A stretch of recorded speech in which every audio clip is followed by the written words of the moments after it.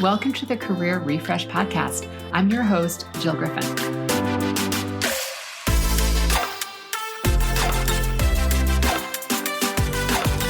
I'm a former media and marketing executive turned career strategist and executive coach. I spent my career working my way up and through the ranks of global organizations and startups, and today I show others how to do the same. Join me each week as we discuss the strategies and actionable steps to leverage your strengths, increase your confidence, and develop your career well-being.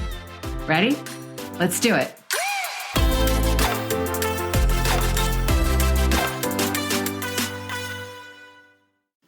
Hey friends, I'm your host, Jill Griffin, and this is the Career Refresh Podcast. Before I introduce you to today's guest, I wanted to update you on what's new and good and happening this year. You may know if you've been listening for a while that I built my business on one-on-one career coaching and executive coaching and also doing team dynamics training. And it has been 6 years. It'll be 6 years in April. And that's crazy to me that it's been 6 years since I've gone out onto my own. And this year I'm also going to be adding something new I'm going to continue to be doing group programs, doing team dynamic works, and also working with executive leaders and helping them really with executive coaching and career strategy. I'm also bringing in a program that is much more about mindfulness and something that I'm calling, connecting with your higher self. For years, I have had a basket, literally a basket of tools that I use to sharpen my intuition, stay grounded, and manage sometimes the insanity, the fun, the excitement, but the velocity of business. And I only spoke about my daily routines and what I did in really small circles. And today, my private clients have access to these tools, and many of them use them regularly to create the same results or the same types of results that I previously created. But I'm going to start sharing them in a group coaching experience. These tools have helped me lead large teams, global teams even, work in startups, spark my creativity, won me a boatload of awards.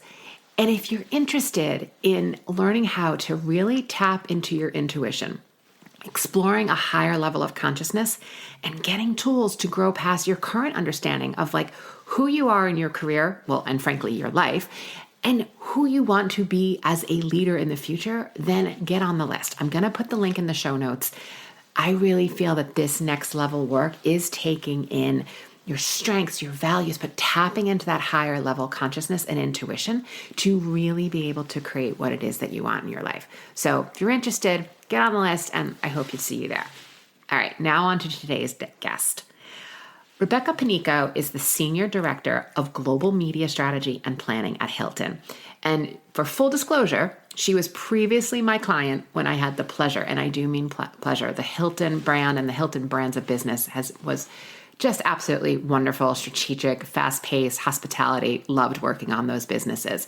And she was my client when I was back in agency land. Rebecca is responsible for leading the global media strategy for Hilton's enterprise and 18 trading brands. What that means is the various hotel brands that are underneath the Hilton umbrella. She is a seasoned marketer with 20 plus years experience building global brands, driving performance across the consumer journey. I'm going to put her full bio in the show notes because she also worked at Capital One. Tremendous experience. And in this episode, we talk about cultivating teams and culture. We also talk about how agency life prepared her for working for the brand side of the business, her approach to removing barriers and creating the capacity for her teams to achieve, what she looks for when she's interviewing talent, and how she keeps her career fresh. So friends, dig in. I know you're going to enjoy listening to Rebecca and hearing all the wisdom she has to share. And as always, if you have any questions or feedback, send me an email, hello@jillgriffincoaching.com. All right, friends, I'll see you on the other side. Hey, Rebecca, welcome. Hi, it's great to be here. Thanks for having me. I love that we're having this conversation today. All right, so like I ask all of my guests, take me back. What did you think you wanted to be when you grew up? Oh, gosh. So when I was a wee little girl, I was very imaginative child. So my childhood is all about how do I, create something out of the flowers in my garden, or like go on a hike and find cow bones because I lived in the country, and create dinosaurs out of it. So my whole life when I was young was about, being imaginative. So I really thought that I wanted to be a writer, and that was like my way of like using my imagination and telling stories that were in my head. Then I quickly realized that I wasn't very good at writing stories, but I had them all cooked up in my head. And then I found music. And so from there, music was a way for me to channel my creativity. And I played the flute growing up when I was starting around, I guess, 8 years old. And all I wanted to do was play my flute and learn and grow and get better. And ultimately, my whole dream was to be in some type of orchestra, philharmonic, and play my flute and be just a professional musician for the rest of my life. So that was really what I was striving to be when I was younger. Yeah. So, I've known you for quite some time. I never knew that. So do you still play? I do, but not as much as I'd like to. Okay. And the flute sits in my living room, calling me all the time. But I just, so I don't play as much as I'd like, but I do still have music in my life, and I do pick it up when I can. Luckily, my daughter, who is 12, is very musically inclined as well. So I channel some of that through her a little bit, maybe much to her chagrin. But yeah, it's still part of my life, but not like it used to be, for sure. Okay. So take us through at like a high level your career journey. Yeah. So stemming off of wanting to be a musician, I kind of stumbled into marketing, and I can take you through that. And then tell you kind of where my trajectory has gone since then. Like I said, I originally wanted to be a musician.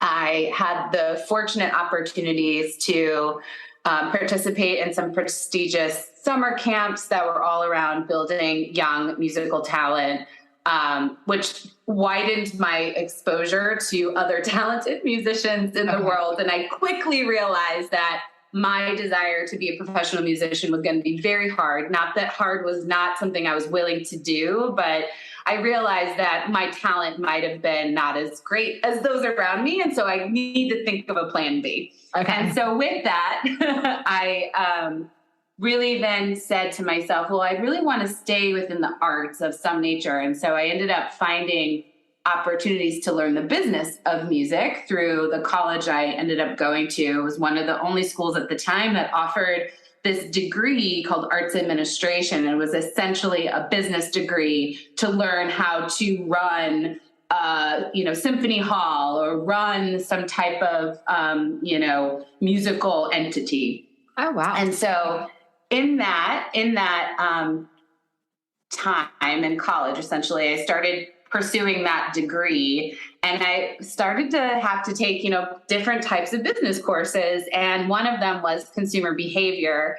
And I fell in love. I fell in love with the idea of learning about people, how people behave, what makes them behave that way. And it just really took me down this path of wanting to work in some type of profession that enabled me to study people and influence people. And that took me to this path of marketing, because marketing is all about, influencing people to be interested in your product and buy your product ultimately. And so it was this kind of kismet opportunity for me to say okay, this is great. I can be around this idea of people and influencing people through this work of marketing. And so I pivoted again to pursue marketing. And I was fortunate enough that my school gave me access to an internship at a major agency in New York City. And I was able to compete amongst my peers to get the spot in that internship.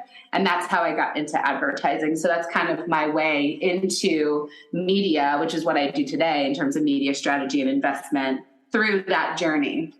So that's where I am today in terms of being, now I lead media and strategy and planning for a major hospitality brand. And I've had the opportunity through my career to kind of work with major brands doing that profession and leaning into influencing people to buy my products through media strategy. Yeah. And it's interesting because, as you and I in different ways are storytellers, right? So when you think about the story of music and what music meant to you, and it's sort of like when you think about now the story of media and marketing, there's still, when it's well done, it is a beautiful harmony and a beautiful collaboration and an orchestra, right? And when it's messy, it's messy. So I can see that there are still similarities within that. Okay, so you started on the agency side and then eventually you went to the brand side. Yes, I did. So I've had a nice long career in media and advertising. Almost 23 years now. And I started on the agency side, and I worked agency side for, I guess, about 15 years of my career so far. And then I did, I've always wanted to go brand side. It was a goal of mine for a number of reasons, being able to focus on one company, getting the inside, scoop of what made that company grow, and being able to influence, in a different way. And so when the opportunity for me to go client side arose, I jumped on it, and it was a really great opportunity for me to really pivot away from this idea of selling to clients and being a client, but taking that experience of selling, right? Because everything you do in agency side is selling a product of some nature, but it just pivoted that to internal selling and being able to bring forward strategies with an agency now powering me to then bring those strategies forward internally with my internal stakeholders and leaders to, be able to kind of make change within an organization versus outside. Yeah. How do you think the agency side of your experience prepared you for the brand side? Oh gosh, that's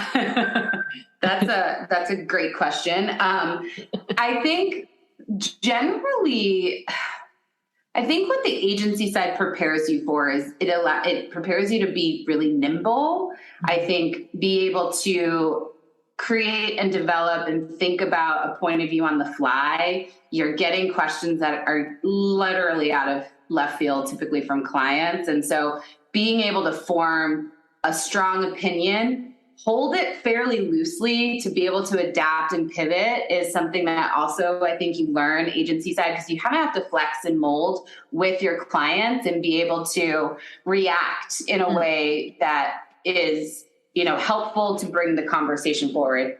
I think my dog might start barking. So pause for a second. We have dogs and babies that come through. It's all good. I think that's a really interesting point. I think agency is some of the greatest training grounds for how to learn at a very young age how to run aspects of a business. Now, you're not really running it, right? You're borrowing the business, and the brand that you're working on is what you're borrowing. But depending on how your team is structured, the department that you work on could also be like a baby little business, like its own micro business. So I think it gives you an enormous amount of understanding about the elements, but you have to dig in the other side. Otherwise, you'll only know the media, marketing, and advertising side and not understand that part of growth at a brand is everything else. Even though I was working agency side, just, I guess in my sphere of media, I think what you said is really important, is that it allows you, though, to borrow businesses, learn how businesses function, that because every kind of category business is different in how they make money, what they're selling, and how they think about marketing.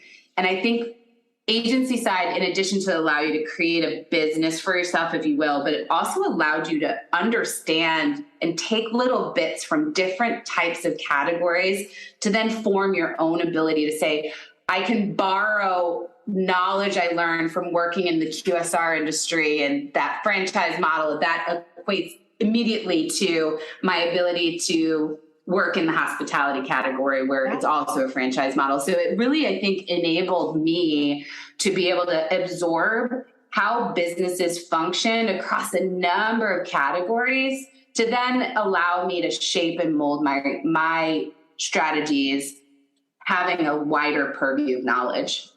Yeah, I totally see that. I mean, I know even in my own experience, prior to having the experience of working both on Microsoft, Samsung, and American Honda Motors, I never would have told you that there were parallels between consumer electronics and technology and the automotive industry, outside of the obvious within, like, the dashboard and what technology is put in the car. But there are a ton of parallels, even that, you're selling a product very often that it doesn't yet, right? It's not being sold for another 10 months because it's still in production. So really, So let's jump into where you are today. Tell us a little bit about a day in the life of Rebecca these days. Oh gosh. Well, every day is different these days. Some days I'm working from home, some days I'm working in the office. But I think generally, my day, most of my days are filled with leading my teams, right? So it's about checking in with my teams, really working through how do we continue to iterate on the strategies and our go-to-market approaches, and really working with the teams to understand where they are, what they're seeing, how I can remove barriers for them to bring their recommendations and strategies forward. And I'm probably being super vague about it, but I feel like most of my day is really working with my teams to ensure that they have the ability to do their jobs well. And that's about helping to provide mentorship, helping to remove barriers with senior leadership, and ultimately giving them advice on how to take something forward. And I feel like that's my day in a nutshell, if that makes sense. But it's largely, enabling my teams to do the best work that they can, essentially. Yeah. What were some of the learnings that you personally found? At one point, you might have had one or two people reporting to you, and now you have a large team. What were some of the biggest learnings you saw between, being a leader of a small team to all of a sudden now being a leader of a large team? Like, how did you scale yourself? Yeah, that's something I'm probably still working on, if I'm being honest. But I think, how you have to really have the bench and your deputies, and essentially, I think in my mind, I'm like evangelizing my deputies to then spread that same atmosphere, if you will, for lack of a better word, into the rest of the organization. So I think surrounding myself with people, not like-minded people, but people who share similar values, but are willing to challenge each other. And I think by doing that, we can then we created and are creating an organization where everyone feels that they can be empowered to do their work. And then that allows me to scale myself to the team if we all kind of understand where we're going. But the reality is it's hard, to scale yourself and be accessible to the team. And we try to do the best we can, creating office hours, creating space for people to have accessibility to me, or, working through my direct leadership team to, ensure that those themes that the teams are feeling are bubbling up, right? So when you're managing team dynamics, what are some of the things that you see different, where most of us it's some sort of hybrid approach now, right? In the before times, we were all in the office. Then we went to obviously wholly working from home. How are you, what are some of the biggest learnings you're seeing from managing team dynamics in a hybrid location? Yeah, I think it's about making sure that you're constantly staying connected, right? Like, we have to create connectivity. So, working in travel during the height of COVID, I think everything kind of bottomed out. And what I specifically really made sure I did was, at that point in time, having regular weekly connects, regardless of where you are in the world, coming together, having a glass of wine or a cocktail or your drink of choice, just to talk and check in. I think the other thing that I like to do is, especially my team is quite spread around the world, and so we try to keep those same themes of having weekly connects, making sure that we're touching base personally as well as professionally. And And then I think finding opportunities to bring everyone together, go in a room and talk to each other about where we want to go as a team, where strategies are heading towards, big bets that we might want to align on. Those times where you really want deep collaboration, they need to be in person, or they're better in person. And so trying to find those moments where we can bring everyone together and have deeper collaborative conversation. So it's a work in progress. I feel like we're all trying to figure out how to function in this kind of day and age. I think we've always been fairly hybrid because we're a global organization. And so it's just trying to take those best practices and refine them. Mm-hmm. And I think creating a culture of bringing, is so cliche, but bringing your whole self to work and, having those check-ins, so I try to, in my weekly team meetings, to say, how are you feeling today? Mm. Let's talk about ourselves both personally and professionally, however deeply you want to share those moments. It's not like, tell me something personal about yourself I want to make sure that it's something that people will want to talk about. But to me, being able to have those, like, give me 2 words about how you're feeling today, that's helpful, because then we can tailor the conversation appropriately to ensure that we're able to bring our whole selves to the day of our day to day, and not feel like we have to hide that I might be feeling sad today, or I might be feeling stressed today.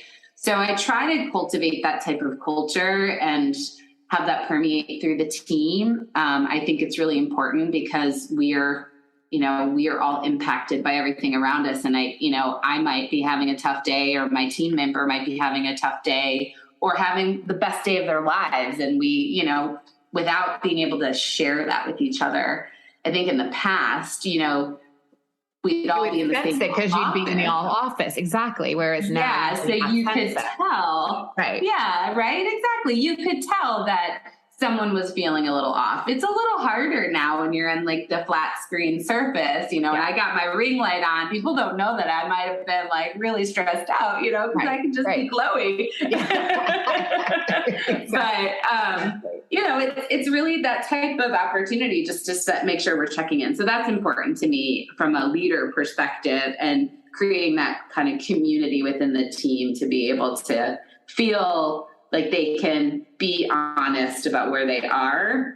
But then also, I think that cultivates a community of people who want to do their best work as well, because they know that they can, right? So they're supported. Yeah. That there's an atmosphere of support there. So that kind of brings me into our next question. People that are looking to work for, a company like yours. And I don't necessarily just mean your company. I mean, in general, obviously you're working for one of the top brands in the world. What are the types of, qualities or attitudes or attributes? Often people come to me for career support and are saying, like, I can't break in. Like, I can't even get, I can't even get my resume noticed, or I can't even, I applied to the opportunity on LinkedIn, and I can't get noticed, or I got noticed. And how do I want to prepare for the interview? So what are some of the things that, again, I know you don't speak for the full organization or other organizations, but what are some of the things as a senior leader from a very successful brand that you look for? Yeah, well, I think it's about having a growth mindset and demonstrating curiosity about learning more, curiosity about the brand that you're advertising, interviewing with. Demonstrating that you've done your homework a little bit as well, or at least have, again, a bit of a point of view, even if it is loosely held, like being able to demonstrate your understanding, not necessarily of the category, because at the end of the day, I think it's about, bringing maybe the experiences that you've had before, relating it to the category that you're interviewing for, even if you've never worked in that category before. But to me, what I look for typically in people, in qualities, is, again, being willing to learn, showing that you're curious to learn more, and being really open. And my whole goal is always to find people who can really jump in and know what they don't know, ask good questions. But also my hope is that I can bring forward opportunities to help people like move up, right? That's my whole goal, is to help people be successful. And so I do like to largely look at those kinds of attributes in people. I think it is sometimes hard. It's a very competitive world right now. Yeah. And finding jobs. And I think, being able to demonstrate some of those capabilities is helpful when you're having conversations with recruiting and with senior leaders that we might be advertising with. I think also I keep saying advertising. Oh my God, interviewing with. I think the other thing too is like, use your network around you to break in. I think your network is incredibly important to break in. And being able to cultivate relationships with those around you. That sometimes getting in the door, you have to go kind of a few steps sideways to get around there. And I think being able to really leverage your sphere, it allows you to take that and you have a wider influence, right? So. Okay.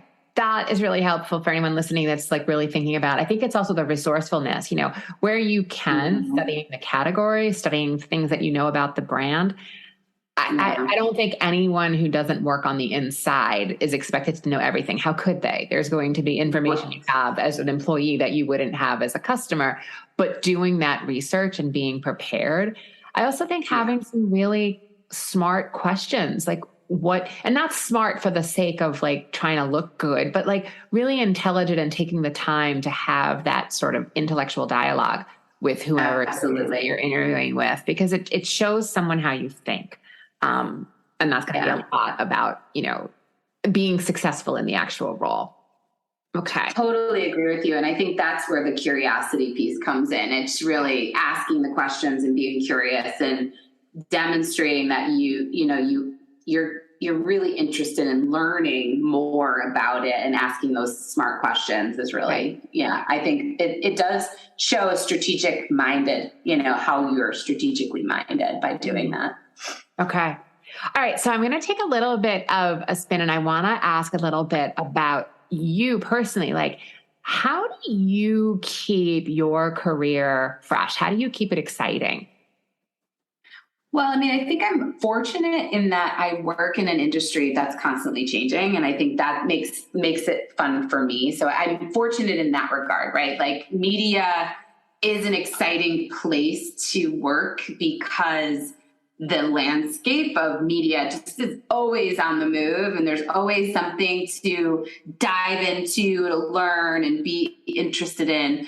I think beyond that, for me, how I keep it fresh is, I go to conferences, I set up opportunities to meet with other peers of mine or other leaders that work at other brands, really connecting, growing my network to get ideas and be able to make sure that I don't stay complacent in my bubble. It's so important to reach out around you and look up and out. And that's what I try to do when I feel like I'm getting like more like tunneled in my hole of, my day-to-day work. I do try to notice it first, and then find opportunities to have coffee with people that might give me different perspectives about the day-to-day or about marketing overall, and gives me some inspiration to explore. And I think it's all about exploration, right? For me, at least. So that's how I try to keep it fresh. And I think it's worked so far. I'd say so. Yeah. I just came back from Brand Week in Miami, and I came back so refreshed and energized because I heard from and met with so many movers and shakers in marketing and at brands, and it was just really incredibly inspiring. And so I highly recommend just finding those opportunities just to like go out there and see what other people are saying and thinking. And I've taken so many really interesting nuggets of insight back to my work, and I now feel so inspired by it. And I want to really like move different things forward as a result. So yeah. And for anyone listening, even if you don't have the resources or your company doesn't have the resources to send you to any of these networking events, I would encourage you to look in your local area to see if there are local clubs or local networking groups. Sometimes it might be something as simple as the Chamber of Commerce. It might also be, Meetup is there are so many New York City tech meetups that I can go to a couple of times a week if I want, that are talking about lots of different things. So you can check those in your area also and see, and just to stay connected based on whatever category or, slice of the industry you're interested in. That's great advice, Jill. Definitely great advice for sure. Yeah. So how do if you find yourself, Rebecca, stuck, like you're just given a big challenge. I mean, all of us went through the challenge of how to navigate, COVID, and obviously being a hospitality brand. When you feel like you don't have the answer, what's your process to figure out the answer?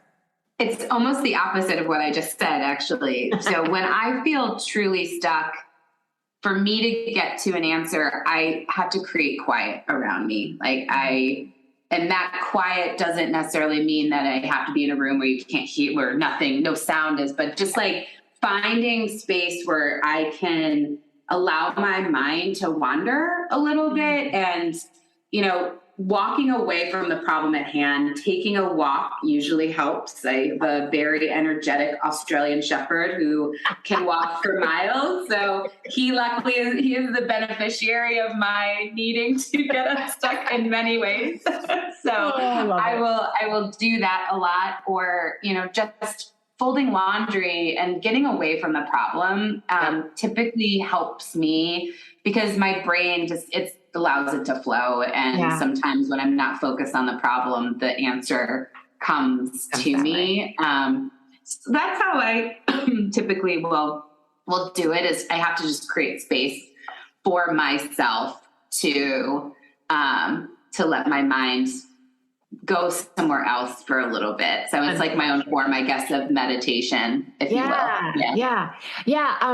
I started in the last couple of years, working for myself, doing a process that I call super thinking, right? Because the idea that, I might see a certain amount of clients a week, that doesn't mean my only hours of working, right? There are tons of hours when you're running your own business of additional things you need to do. So you could always be busy or distracted, and just carving out an hour or two a week, sometimes stacked, sometimes separate, where I'm not allowed to sit at my desk and I sit in a chair and I just sit. And maybe I'm thinking about something, maybe I'm, writing, but I'm doing it like old style. It really helps. It's kind of like your version of walking the dog. Yeah. Like it's a way of stepping away from the routine. But if I'm sitting at my desk and there's my Mac in front of me, my hands are going to be on it. So stepping away really helps me get that quietness. Okay. I love that. I love hearing everybody's different way of doing it. All right. But I think just a really quick, one build on that. I totally agree. I actually think even just stepping away from your physical desk, even if you want to do some work with your computer and just doing it elsewhere, go into your kitchen, go into your back porch, go into your, local Starbucks, right? Find some change of scenery is another way. It's sometimes just perspective shift is a way to change and help you get the aha you might need. So I find that also be sometimes just really helpful. I need to just get away from this box that I'm in with my desk and break free my mind, So no, I think that's really good too. It's just, again, everybody's got a different way. And I think when we share the ideas, it can spark somebody's own way of getting to it. Okay, a couple of fun questions. What are you reading and what would you recommend? I just... well, I have several books on rotation because I don't know, I apparently get bored. But anything from Brene Brown is something that I just finished Atlas of the Heart finally, and I'm just a big fan of her research and her writings. And I think she is very approachable in the topics around shame, resilience, vulnerability. And I think those are incredibly important things for people to understand about themselves. And So I highly recommend Atlas of the Heart. I highly recommend anything that she has written. I also, as a female and a woman in the workplace, a book that I read as I was transitioning my career from doing to leading, and I thought it was an incredibly helpful book. It was called How Women Rise. And I think that book was something I recommend to any professional who's shifting from doing to leading, but specifically women, because I think the book's premise really helps you identify and understand what got you to that leadership position might not get you to the C-suite. And I think that's something that I found to be incredibly helpful for me as I think about my growth in my career. In terms of podcasts, of course, the Career Refresh. Thank you. And then I also really like Glennon Doyle's How We Can Do Hard Things. I think she's just fun to listen to. Also Brene Brown's podcast, but yes. I'm such a fangirl of hers, so take that for what it is. And then Adam Grant is also someone that I listen to regularly, and his podcast, because I think his writing is also quite wonderful. And I really enjoy his approach to thinking and how to rethink. So Yep. Okay. I love it. Well, Rebecca, this was really, really helpful. And I just appreciate you having a chat with me and taking everybody through sort of the way you approach not only leadership and teams, but also how you approach your own mind management and sharing some tips. I'll put all of the recommended books and podcasts. I'll put the links in the show notes so anyone can follow them. I'll also put the links so that you can follow Rebecca on LinkedIn and see all the great stuff that she's continuing to do. But I thank you for being here. Thanks for having me. This was fun. I appreciate it.